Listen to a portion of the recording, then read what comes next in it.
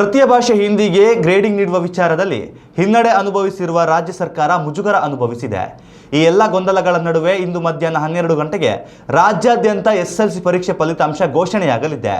ಈ ಬಗ್ಗೆ ಸ್ವತಃ ಶಿಕ್ಷಣ ಸಚಿವ ಮಧು ಬಂಗಾರಪ್ಪ ಅಧಿಕೃತ ಘೋಷಣೆಯನ್ನ ಮಾಡಿದ್ದಾರೆ. ಈ ಬಾರಿ ದ್ವಿಭಾಷಾ ನೀತಿ ಜಾರಿ ಹಿನ್ನೆಲೆಯಲ್ಲಿ ಎಸ್ಎಸ್ಎಲ್ಸಿ ಫಲಿತಾಂಶ ಭಾರಿ ಸದ್ದು ಮಾಡಿತ್ತು. ಆದರೆ ಹೈಕೋರ್ಟ್ ಎಸ್ಎಸ್ಎಲ್ಸಿ ಪರೀಕ್ಷೆಗೆ ಗ್ರೇಡಿಂಗ್ ಮೊದಲು ಅಂಕವನ್ನು ನೀಡುವಂತೆ ಹೇಳಿತ್ತು. ಈ ಸಂಬಂಧ ಮಧು ಬಂಗಾರಪ್ಪ ಹಾಗೂ ಶಿಕ್ಷಣ ಇಲಾಖೆ ಅಧಿಕಾರಿಗಳು ಸಿಎಂ ಸಿದ್ದರಾಮಯ್ಯನವರನ್ನ ಭೇಟಿ ಮಾಡಿ ಮಹತ್ವದ ಚರ್ಚೆ ನಡೆಸಿದ್ದು, ಸಭೆಯಲ್ಲಿ ಹೈಕೋರ್ಟ್ ಆದೇಶ ಪಾಲಿಸುವ ಬಗ್ಗೆ ನಿರ್ಧರಿಸಲಾಗಿದೆ.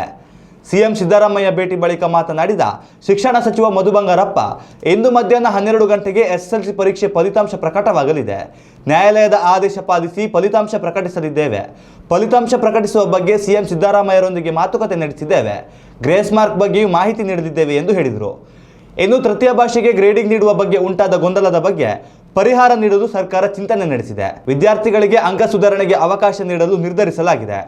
ತೃತೀಯ ಭಾಷೆಯ ಅಂಕಗಳ ಸುಧಾರಣೆಗೆ 2ನೇ ಪರೀಕ್ಷೆ ಅವಕಾಶ ನೀಡಲಾಗುತ್ತಿದ್ದು, ಯಾವುದೇ ಶುಲ್ಕ ವಿಧಿಸದೆ ವಿದ್ಯಾರ್ಥಿಗಳಿಗೆ ಅಂಕ ಸುಧಾರಣೆಗೆ ಅವಕಾಶ ನೀಡಲು ನಿರ್ಧರಿಸಲಾಗಿದೆ. ಉತ್ತಮ ಸಂಸ್ಕಾರಯುತ ಶಿಕ್ಷಣದೊಂದಿಗೆ VSS English medium CBSE school, Udupi Muddur. ನರ್ಸರಿಯಿಂದ 10ನೇ ತರಗತಿವರೆಗೆ ಶಿಕ್ಷಣದ ಜೊತೆಗೆ 5ರಿಂದ 10ನೇ ತರಗತಿವರೆಗಿನ ವಿದ್ಯಾರ್ಥಿನಿಯರಿಗೆ ಉತ್ತಮ ಹಾಸ್ಟೆಲ್ ಸೌಲಭ್ಯವೂ ಇದೆ. ನಿಮ್ಮ ಮಕ್ಕಳ ಪ್ರವೇಶಾತಿಗಾಗಿ ಈ ಸಂಖ್ಯೆಗೆ ಕರೆ ಮಾಡಿ.